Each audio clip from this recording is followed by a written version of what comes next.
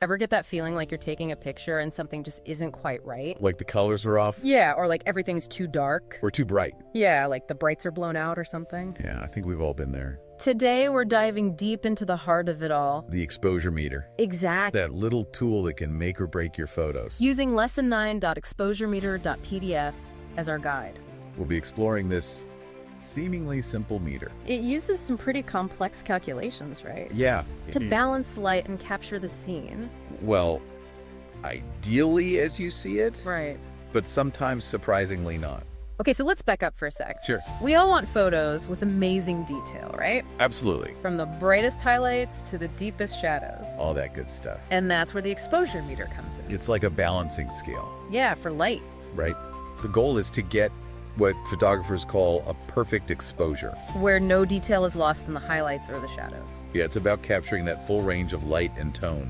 But how does this little meter actually do that? It's measuring the light, of course. Okay, sure, but I mean like, It's more than that, though. okay.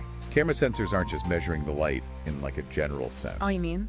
They're calibrated to achieve a specific tone as a baseline. Middle What's gray, gray? or 18% gray. 13% gray, that seems oddly specific. Yeah, why not 20 or even 50, right? Exactly. Well, it goes back to the legendary Ansel Adams Oh, wow. and his zone system. Okay, This was developed way back in the days of film photography. gotcha. Adams was all about precision and control. Right.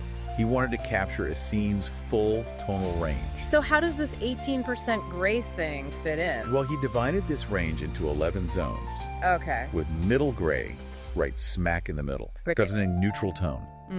The system, even though designed for film, Yep. still impacts how we understand digital photography. So even my like fancy new digital camera Yep. is using a system designed for old could say school that. film. That's Cool. Like a digital echo of the past.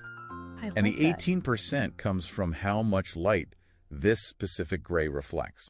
Okay. It consistently bounces back 18% of the light that hits it. That's why it's the standard. Yeah, it gives the camera a reliable reference point. So the camera essentially sees the world in shades of gray. In a way, yeah. and then it layers color on Right. top. That's wild. The underlying luminance data relies on this middle gray as a starting point, Okay. that foundation of light and shadow. It Okay. ensures that the camera captures the overall brightness of the scene accurately. Okay. This makes me think back to what you said earlier about the camera sometimes being fooled. Uh-huh. What did you mean by that? Well, because of this calibration to 18% gray, yeah. sometimes our cameras don't see the world exactly as we do. What, like literally? Let's say you're photographing a white swan in a pond. You see Okay. a brilliant white swan. Sure. But the camera, Yeah. aiming for that middle gray, might actually render it as like a light shade of gray. Because it's trying to find that middle ground. Exactly. That perfect balance. Like it's point. trying to average out the brightness of the scene, Even if it means like. sacrificing the true brightness of the swan. Right. Okay. Same goes for a scene with deep shadows. The camera would do what? It might lighten them up. And lose some of the darkness. Exactly. This explains why some of my photos look a little off. Even though the exposure meter says everything's perfect. Right. It's like the camera's trying to fit a square peg in a round hole. That's a great analogy. Thanks. This is where the concept of dynamic range comes into play. Okay, dynamic Think of range. it as the camera's ability to see and record. A wide spectrum of tones. You got it. From the darkest blacks to the brightest whites. Exactly. Is that why our eyes are still superior to cameras? That's part of it. Because they can see details in both bright sunlight and dark shadows. Exactly. At the Our same eyes time. have an incredible dynamic range. Think Okay, about so- standing in a forest with sunlight streaming through the trees. Okay. Your yeah. eyes can see the detail in the bright leaves and the deep shadows. At the same time. Right. But your camera might struggle to capture that full range. Okay, so what happens? You might get blown out highlights in the leaves or crushed shadows in the tree trunks. It's like it's trying to fit a whole symphony of light into a single note. And sometimes the result is a bit flat. That's a really good way to To put help it. us control this. Make sure our photos capture the scene as we see Exactly. it. How do we do that? Well, we have these different metering modes built into our cameras. metering. These are like tools. They give us more control over the exposure. Precisely. They allow Okay. us to tell the camera what parts of the scene to prioritize. When measuring Right. the light. So instead of letting the camera make all the decisions, We can tell it how to see. That's pretty powerful. Okay, I'm ready to hear more about this. We'll dive into the specifics of each mode a little later. Okay, sounds But good. first, let's explore another powerful tool, That can help us achieve perfect exposure. What is it? the gray card. The gray card. You mean like a literal gray card? Yeah. What's so special about that? It might seem simple, Okay. but this card can be a game changer. How so? Remember that magic number, 18%? Yeah. A gray card is specifically designed to reflect 18% of the light that hits it. It's like giving the camera a reference point. It can perfectly understand. That's exactly right. By placing the gray card in your scene and using Yeah. a specific metering mode Okay. called spot metering, Spot you get meter. a super accurate exposure reading. So your photo captures the light as you intended? Exactly. Wow. I'm starting to see how all this comes It's a together. whole new way of thinking about exposure. It really and that's is. what we're here to do. Demystify the seemingly and complex. give you the tools to unlock your camera's potential. Thanks. Well, so far we've covered how the exposure meter works. Why it sometimes gets fooled, We even learned about this secret weapon. gray card. But what about those metering modes? Ah, yes, those. How can we use those to take control of our exposure and create truly stunning photos? That's what we'll explore next time. Can't wait. It's going to be good. I'm Me too. excited. All right, see you next time. All right, so last time we were just starting to talk about metering modes. And how they can help us take control of exposure It's like having these different lenses. through which the camera sees the scene. Yeah, that's a great way to think about it. Let's start with evaluative metering, Okay. Evaluative sometimes metering. called matrix metering. It's usually the Gotcha. camera's default setting. And it's pretty intelligent. It is. So what makes it so intelligent? Well, it assesses the light information from the entire scene. The whole scene. Takes into account all the different areas of brightness and darkness. And then Tries what? to create a balanced exposure. That works for the overall Exactly. picture. It's like the camera's taking a big step Yeah. back, considering the whole scene before making a decision. That's a good way to put it. That makes sense as a default. Yeah. But what if I want more control over like a specific area? Okay. I saw. Like say I'm shooting a portrait and I really want to make sure the person's face is exposed properly. That's where spot metering comes in. Spot It lets meter. you tell the camera to focus its attention on a very small area. Like a tiny percentage of the Exactly. frame. So it's like using a laser Yeah. pointer to say, hey camera, pay attention to this spot right here. I like that analogy. Thanks. Spot metering is really useful for portraits, wildlife Okay. photography, Hmm. or any situation where you have a subject that stands out. Against a contrasting background. You got it. You can use it to make sure your subject is exposed. Even if the background is perfectly. much brighter or darker. Situations where I want something in between evaluative and spot metering. Okay, sure. Say I'm taking a photo of a group of people. Uh-huh. I want to prioritize their faces. Yeah. But also consider the surrounding environment. You have a couple options. Okay, lay it on me. You've got partial metering Partial metering. and center weighted metering. Center weighted metering. Partial metering is similar to spot metering, Mm. but it covers a slightly wider area of the scene. So a little more flexibility. Exactly. While still allowing you to prioritize a specific region. Right. And center weighted metering. That gives more weight to the center of the frame, Okay. but it still takes the surrounding areas into account. So it's kind of like a happy medium. Yeah. A blend between focusing on a specific spot Yeah.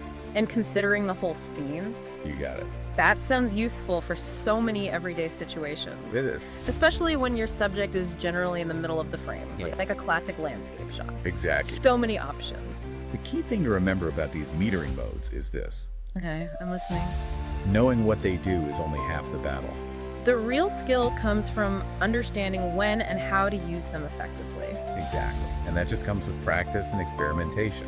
Like any tool. You need to learn to use it properly to get the best results. Right. Practice makes perfect. Now let's circle back to the gray card. Oh yeah, the gray card. It's such a simple tool, But we said it can be incredibly powerful. especially in challenging lighting conditions. Okay, I'm ready to be amazed by this simple gray card. Remember how we talked about the camera's tendency? To aim for that middle gray? Yeah, a gray card is literally a physical representation of 18% gray. So by placing it in your scene, Yeah. you're basically giving the camera a reference. It understands perfectly, so it's like a cheat sheet for perfect exposure. You could say that. When you use spot metering on the gray card, You're getting a precise reading. that eliminates any guesswork This is especially helpful in situations with mixed lighting, Right. like shooting a portrait near a window. Yeah, where you have both natural and artificial light. A gray card sounds like a must-have for any photographer I think so. who wants to take their exposure game to the next level. Definitely. I'm definitely adding one to my kit. Good idea. But even with all these tools, Wow. metering modes, and gray cards, Yeah. it still feels like there's an element of artistry to exposure. I agree. It's not just about, like, following the rules blindly. You're absolutely right. The meter is a guide, not a dictator. Okay, I like that. Sometimes you might want to intentionally overexpose or underexpose an image. To create a specific mood or effect, Exactly. like a dreamy, ethereal look. Or a dark and dramatic scene Yeah, it's about understanding the tools and then using them intentionally. to bring your vision to life. It's like learning the rules of a language so you can then bend them to write poetry. What a beautiful way to put it. Oh, shucks. Now, with all this in mind, I think it's important to talk about some common mistakes people make with exposure. Okay, like what? Understanding those pitfalls can help us avoid them. And create better photos. Exactly. All right, let's hear it. What are some of the classic blunders? And, more importantly, how can we avoid them? So what are some of these exposure mistakes? And how can we avoid them? Right. One of the biggest mistakes is just blindly trusting the camera's meter Okay. in every situation. Yeah, that makes sense. Or the camera's a tool. Right. It doesn't always see the world the way our eyes do. It's like relying on your GPS to find the best coffee shop. Uh-huh. Exactly. Sometimes you just gotta trust your gut and explore a little. Another common mistake Yeah. is ignoring the histogram. The histogram. Yeah, it's a powerful tool. It can help you Okay. understand the distribution of light in your image. I'll admit, I sometimes get a little intimidated by the histogram. Really? Yeah, it kind of looks like a mountain range. I can see that. All those peaks and valleys. It might seem complex at first. Yeah. But it's actually pretty straightforward. Okay, how so? Think of it as a graph showing the range of tones in your photo, Okay, from the darkest shadows on the left to the brightest highlights on the right. gotcha. If you see a big spike on the far right, Yeah? it means you might have blown out highlights. Where detail is lost in the brightest areas. Exactly. And what about a spike on the left? That could indicate truss shadows. Okay, so the histogram basically helps us see what our eyes might miss. Yeah, like in the moment when you're taking the picture. Right, it's like having a little detective helping us analyze the scene. Precisely. Now, thinking about dynamic range and histograms, Yeah. it makes me think about HDR photography. HDR. That's all about capturing a wider range of tones, right? Got it. I know it's a setting on my phone, and I've seen it on some fancy TVs. HDR stands for high dynamic range, Right. and it's all about capturing a wider range of tones. In an image. Right. HDR photography often involves taking multiple photos Okay. at different exposures, And then combining them, in software. yeah, to create a single image. That captures detail in both the highlights and the shadows. Exactly. So it's like taking the best parts of multiple exposures and merging them together. That's a good way to put it. Technology is pretty amazing. It is. It's constantly evolving. To help us capture the world in new and exciting ways. But even with all these advancements, The most important tool is still your own eye. yeah, and your understanding of how light works. It's like any art form You need to master the fundamentals before you can break the rules. and create something truly unique If you had to give our listeners just one piece of advice, for improving their understanding of exposure. yeah, what would it be? Experiment. Experiment. Don't be afraid to get out there and play with your camera. I like that. Try different metering modes. Okay. Experiment with a gray card.